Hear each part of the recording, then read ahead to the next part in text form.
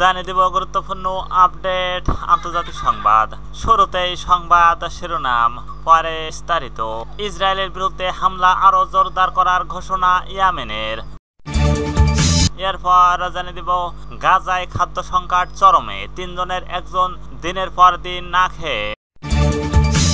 আরো জানিয়ে দেব গাজায় চলমান নৃশংসতা নিয়ে ইসরায়েলকে কড়া ভাষায় নিন্দা পাকিস্তান ও তুরস্ক। আরো জানিয়ে দেব খামেনিকে প্রকাশ্য হত্যার হুমকি ইসরায়েলের। সর্বশেষ জানিয়ে দেব গাজা ইস্যুতে পরবর্তী পদক্ষেপ ইসরায়েলকে ঠিক করতে হবে ট্রাম্প।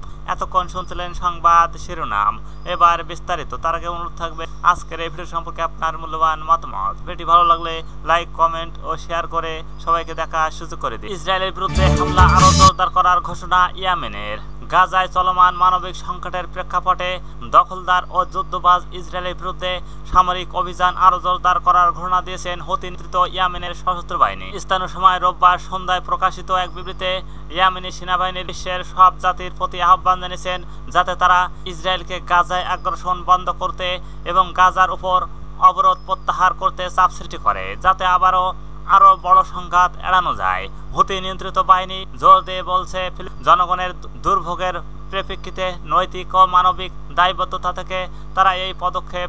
ইয়েমেনি সশস্ত্র বাহিনী দখলদার ফিলিস করে গাজা উপত্যকা দ্রুত পরিবর্তনশীল পরিস্থিতির কথা উল্লেখ করে বলেছে সেখানে দীর্ঘমেয়াদী ইসরায়েলি অবরোধ ও সামরিক হামলার কারণে হাজার হাজার ফিলিস্তিনি নিহত হয়েছে। গাজায় খাদ্য সংকট চরমে, 3 জনের 1 জন দিনের পর দিন না খেয়ে। তারা বলছে সামরিক ইতিহাসে গাজায় যে ভয়াবহ গণহত্যা চলছে তার পরিপ্রেক্ষিতে ইয়েমেন একটি গভীর ধর্মীয় নৈতিক মানবিক দায়িত্ববোধ অনুভব করছে সেই নিপীড়ন জনগণের প্রতি, যারা প্রতিদিন আশঙ্কা স্থল সমুদ্রপথে নিরবিচ্ছিন্ন হত্যাকাণ্ড এবং ধ্বংসযজ্ঞের শিকার হচ্ছেন। বিবৃতিতে আরো বলা হয়েছে কঠোর অবরোধের ফলে গাজায় অনাহার তৃষ্ণা দেখা দিয়েছে, যা যে কোনো মানবিক অনুভূতি সম্পন্ন মানুষ, বিশেষ করে আরব মুসলিমদের পক্ষে মেনে নেওয়া অসম্ভব। এই প্রেক্ষাপটে ইয়েমেনি সশস্ত্র বাহিনী ঘোষণা করেছে তারা সামরিক সহায়তা অভিযান আরো বৃদ্ধি করবে এবং ইসরায়েলের বিরুদ্ধে নৌ অবরোধের 4র্থ ধাপ বাস্তবায়ন করবে। এই ধাপে ইসরায়েল বন্দরের সঙ্গে সংশ্লিষ্ট যে কোনো কোম্পানির জাহাজ সেই কোম্পানির জাতীয়তা ও যাই হোক না কেন ইয়েমেনি বাহিনীর আওতাভুক্ত এলাকা এবং সক্ষমতার মধ্যে থাকলে তা লক্ষ্যবস্তুতে পরিণত হবে। তারা সব কোম্পানিকে সতর্ক করেছে যে এই জাতির সঙ্গে ইসরায়েল বন্দরের সঙ্গে সমস্ত কার্যকলাপ বন্ধ করে দেন, অন্যথায় সেই সব কোম্পানির জাহাজ যে কোনো জায়গায় থাকুক না কেন তা ইয়েমেনি ক্ষেপণাস্ত্র ড্রোনের আওতায় পড়বে। ইয়েমেনি সেনাবাহিনীর বিশ্বের দেশগুলোকে আবারও আহ্বান জানিয়েছেন যেন তারা হস্তক্ষেপ করে এবং এই সংঘাত বিস্তারের আগে তা রোধ করে। একই সঙ্গে ইসরায়েলের উপর চাপ সৃষ্টি করে যেন তারা গাজায় আগ্রাসন বন্ধ করে এবং অবরোধের প্রত্যাহার করে। তারা বলছে এতে কোনো স্বাধীনবান মানুষ এমন অন্যায় নিতে পারে না। বিবৃতি আরো বলা হয়েছে ইসরায়েল যদি গাজায় আগ্রাসন বন্ধ করে এবং অবরোধ তুলে নেন তাহলে ইয়েমেনি বাহিনী সব সামরিক অভিযান তাৎক্ষণিক বন্ধ করবে। ইয়েমেনি সেনাবাহিনী গাজায় চলমান আগ্রাসনের নিন্দা জানিয়েছে এবং আরব ইসলামী আন্তর্জাতিক সমাজে লজ্জাজনক নীরবতাকে এর জন্য দায়ী করছে। উল্লেখ্য গাজায় সংঘাত শুরুর পর থেকে ইয়েমেনি সশস্ত্র বাহিনী একাধিকবার ইসরায়েলগামী জাহাজে হামলা চালিয়েছে এবং ক্ষেপণাস্ত্র ও ড্রোন ব্যবহার করে দখলকৃত ফিলিস্তিনের অভ্যন্তরে গভীর লক্ষ্যবস্তুতে আঘাত হানে। সূত্র মেহের নিউজ। গাজায় খাদ্য সংকট চরমে, 3 জনের 1 জন দিনের পর দিন না খেয়ে। গাজায় দ্রুত অনবরত মানবিক বিপর্যয়ের বিষয়ে সতর্ক করে জাতিসংঘের শীর্ষ মানবিক কর্মকর্তা রোববার জানিয়েছেন সেখানে 3 জনের 1 জন মানুষ এর পর দিন না খেয়ে আছেন এবং শিশুরা ধীরে ধীরে মৃত্যুর দিকে ধাবিত হচ্ছে খাদ্য সহায়তা ভয়াবহ সংকটে। সোমবার 28 জুলাই এক প্রতিবেদনে এই খবর দিয়েছেন আনাদুল এজেন্সি। জাতিসংঘের মানবিক সহায়তা জরুরি ত্রাণ বিষয়ক আন্ডার সেক্রেটারি জেনারেল টম ফ্লেসার বলেন ইসরায়েল 1 সপ্তাহের জন্য সহায়তা বৃদ্ধিতে সম্মত হয়েছে।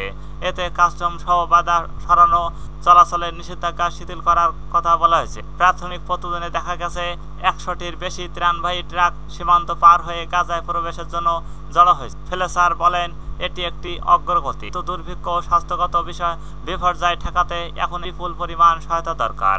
তিনি দ্রুত স্থানীয় প্রবেশাধিকার, দ্রুত কনভয় ক্লিয়ারেন্স ও দিনে একাধিকবার সীমান্ত পারাপারের সুযোগ, নিয়মিত জ্বালানির যোগান ও নিরাপত্তা মানবিক করিডোর নিশ্চিত করার আহ্বান জানান। মানুষ শুধু খাবার সংগ্রহ করতে গিয়ে এই গুলিবিদ্ধ হচ্ছে, বলেন ফ্লেচার। ত্রাণ সহায়তা কখনোই বাধাগ্রস্ত, বিলম্বিত বা হামলার লক্ষ্যবস্তু হতে পারে না। সব জিম্মিদের অবিলম্বে নিঃশর্ত মুক্তির দাবি পুনর্ব্যক্ত করেন। ফ্লেচার আরো বলেন, শেষ পর্যন্ত শুধু সাময়িক বিরতি নয়, আমাদের প্রয়োজনে স্থানীয় যুদ্ধবিরতি। অন্যদিকে আন্তর্জাতিক চাপ প্রত্যাখ্যান করে ইসরায়েল 2023 সালের 7 অক্টোবর থেকে গাজায় নিষ্ঠুর সামরিক অভিযান চালিয়ে আসছে। সেখানে এখন পর্যন্ত প্রায় 60,000 ফিলিস্তিনি নিহত হয়েছে, যাদের বেশিরভাগই নারী ও শিশু। লাগাতার বোমাবর্ষণে গাজার অবকাঠামো ধ্বংস হয়ে গেছে এবং তৈরি হয়েছে চরম খাদ্য সংকট। গত নভেম্বর আন্তর্জাতিক অপরাধ আদালত ICC গাজায় যুদ্ধ অপরাধ বিরোধী অপরাধের অভিযোগে ইসরায়েল প্রধানমন্ত্রী বেঞ্জামিন নেতানিয়াহু ও তৎকালীন প্রতিরক্ষামন্ত্রী ইয়াব গ্যালান্টের বিরুদ্ধে গ্রেপ্তারি পরোয়ানা জারি করে। ইসরায়েলের বিরুদ্ধে গাজায় গণহত্যা চালানোর অভিযোগ আন্তর্জাতিক বিচার আদালতে ICC-তে একটি মামলা চলছে। পাকিস্তান তুরস্কের টেলিফোন আলাপ। গাজায় চলমান সহিংসতা নিয়ে ইসরায়েলকে কড়া ভাষায় নিন্দা পাকিস্তান ও তুরস্কের। গাজায় চলমান নৃশংসতা নিয়ে ইসরায়েলকে কড়া ভাষায় নিন্দা পাকিস্তান ও তুরস্কের। গাজায় ইসরায়েলের চলমান নৃশংসতা ও মানবিক বিপর্যয় নিয়ে তীব্র উদ্বেগ জানিয়েছেন পাকিস্তান ও তুরস্কের শীর্ষ কূটনৈতিকরা। সোমবার 28 জুলাই এক প্রতিবেদনে এই খবর দিয়েছেন জিও নিউজ। রোববার এক টেলিফোন আলাপে পাকিস্তানের পররাষ্ট্রমন্ত্রী সেনেটর মোহাম্মদ ইসহাকদার তুরস্কের পররাষ্ট্রমন্ত্রী হাকান ও ফিদানের সঙ্গে বিস্তারিত আলাপ করেন।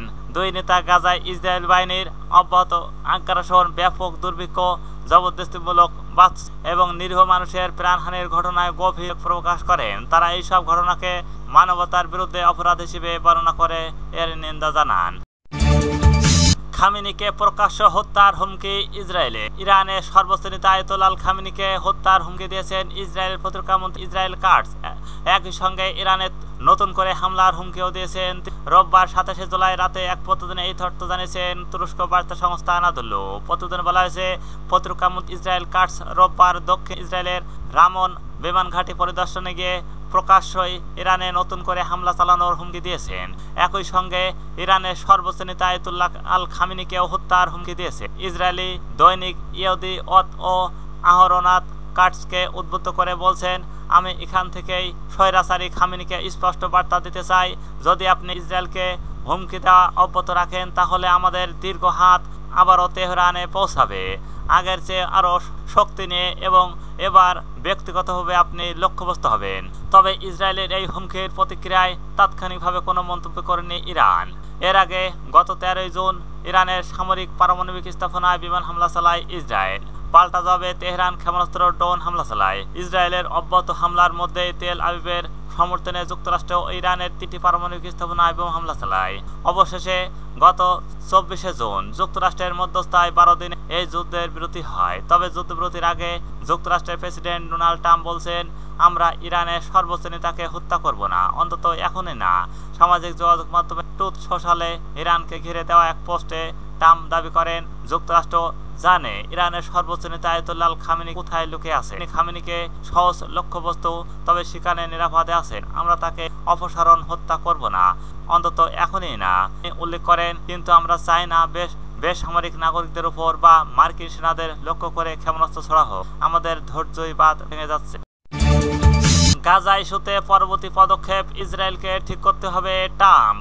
গাজায় হামাসের সঙ্গে যুদ্ধবিরতি ও বিনিময়ের আলোচনা থেকে ইসরায়েল সরে আসার পর মার্কিন প্রেসিডেন্ট ডোনাল্ড ট্রাম্প বলছেন, গাজা পরিস্থিতি নিয়ে পরবর্তী পদক্ষেপ সম্পর্কে সিদ্ধান্ত নিতে হবে ইসরায়েলকে। স্কটল্যান্ডের টানবেরিতে ইউরোপীয় commissioner president Ursula von der লেয়েনের সঙ্গে এক বৈঠকের শুরুতে ট্রাম্প সাংবাদিকদের বলেন, তারা হামাস এখন জিম্মিদের ছাড়তে চাইছে না।